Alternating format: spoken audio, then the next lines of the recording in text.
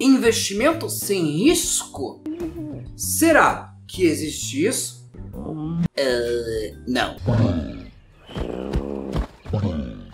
Não existe investimento sem risco.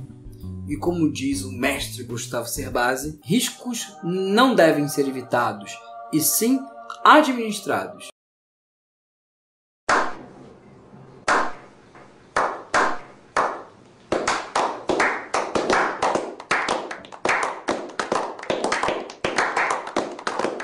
E se você quer saber, até nos investimentos mais tradicionais temos riscos, inclusive na poupança.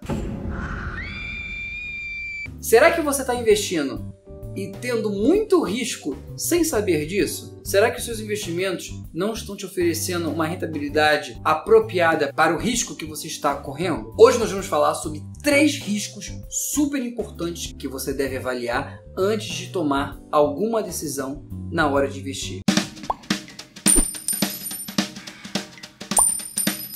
Bom, vamos falar sobre o mais comum, que é o risco de mercado. O risco de mercado é quando você compara a sua rentabilidade, a rentabilidade dos seus investimentos com alguns indicadores que estão associados ao movimento da economia. Um parâmetro de referência é o CDI, que no fundo está associado à taxa básica de juros, a Selic. Se a Selic cai, o CDI também vai cair. Se a Selic sobe, o CDI também vai subir.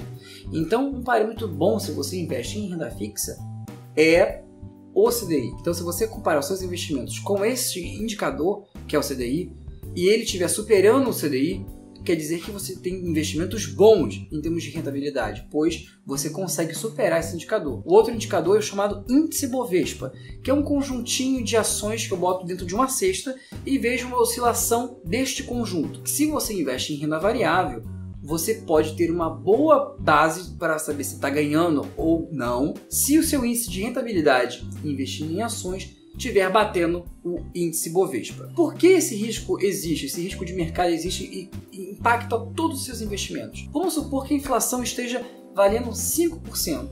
Se o seu investimento ao longo de um ano teve um rendimento de 5%, você não ganhou nada e, portanto, você teve uma rentabilidade negativa. Então, isso quer dizer que os seus investimentos não estão com uma rentabilidade boa. Se por acaso, como acontece muito com investidores da poupança, se a inflação for de 5% e a taxa do rendimento da poupança for, ao longo de um ano, de 4,9%, quer dizer que você perdeu poder de compra, perdeu dinheiro. E ninguém aqui quer perder dinheiro. Todos queremos investir para ter a melhor rentabilidade aqui.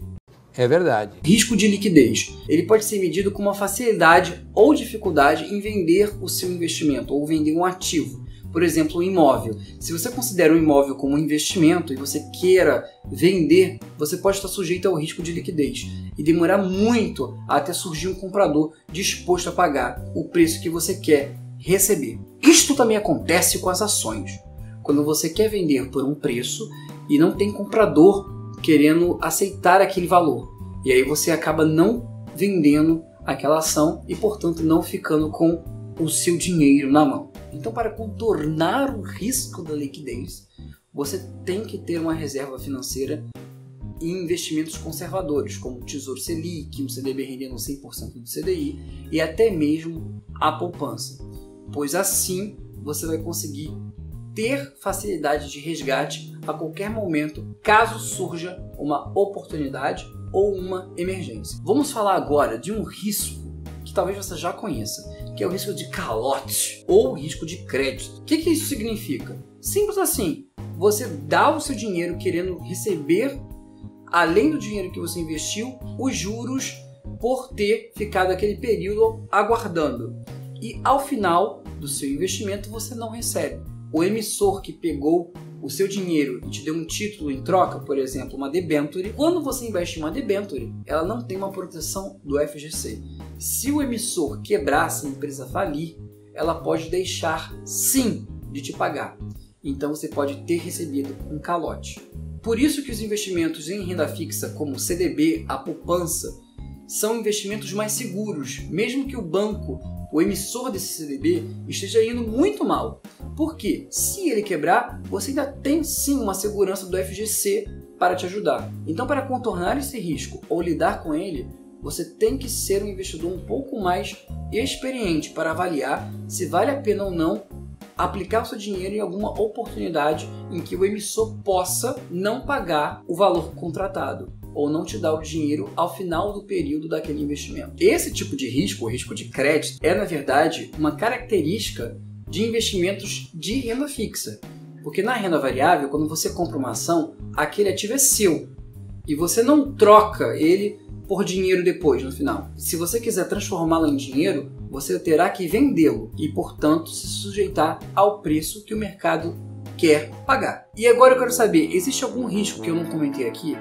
Digite nos comentários. Você leva em consideração os fatores de risco ao tomar uma decisão? Eu vou ficando por aqui e espero que vocês fiquem cada vez mais ricos com as dicas do Titio. Beijos e até a próxima!